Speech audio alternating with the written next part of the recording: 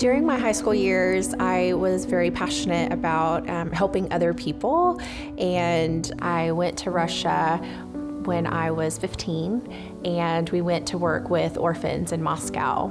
When I got back from Russia, life was, I was changed, but life pretty much went back to normal. And the beginning of my senior year, I was on the high school dance team, and they brought in a physician to do routine physicals for all of the athletes.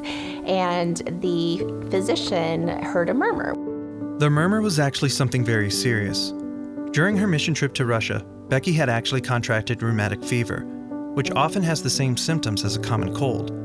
And the infection seriously affected her heart. It turned out to be severe mitral regurgitation, which means that my valve opens and closes. There's a lot of blood that is rushing through that shouldn't be rushing through, and so the valve is just not doing its job. What they shared with me was that I needed to be really careful. I could not get my heart rate up because my valve could barely keep up with just a normal heart rate, and so it meant that I could no longer dance. They also told me not to get pregnant. They said that being pregnant would be too much stress on my heart and would be fatal.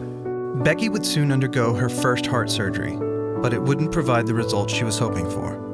When I moved to Houston, I needed to find a new cardiologist, and they actually put me on the heart transplant list and told me I would never get out without a new heart. Becky had another open heart surgery. This time she received an implanted defibrillator, which would shock her heart into a stable rhythm if she ever went into cardiac arrest. Over the next several years, Becky's defibrillator would save her life 14 times, including one dramatic time when it happened at work.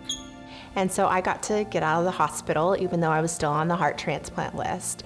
And I went back to work. I actually went into cardiac arrest at the office. It was the first time, well, not the first time that I'd gone into cardiac arrest, but it was the first time that it ever happened in front of anyone else. And it was just a normal day at the office. I wasn't doing anything strenuous, and I went into cardiac arrest, and all of my coworkers were around and saw it happen. It happened in front of my peers and my friends, and so it was no longer just my event and my cardiac arrest. It was something that happened to all of us.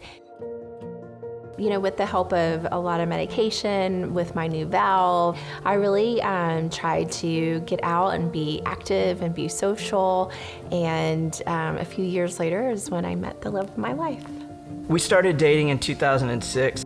I already knew she had a heart condition because she had shared that pretty early in the relationship. We got married, I guess, about a year and a half later. I knew it was going to be a difficult, path with Becky. A lot of medical issues that we'd already faced, but I was in love. I remember when they told me that I would not be able to have children, and I was devastated. I'd always wanted to be a mom. And on April 5th this year, I adopted a beautiful, beautiful little girl. And we named her Eliana. She's perfect.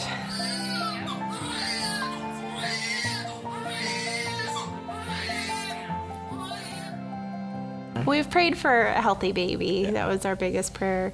And so we do hope that, she has a healthy, full life, and, that she's happy. And just, I think one thing that we've learned together is just to, live in the moment, because nobody is guaranteed tomorrow. And so, we want to instill that in her. I still take a lot of medication. I still rely on my defibrillator.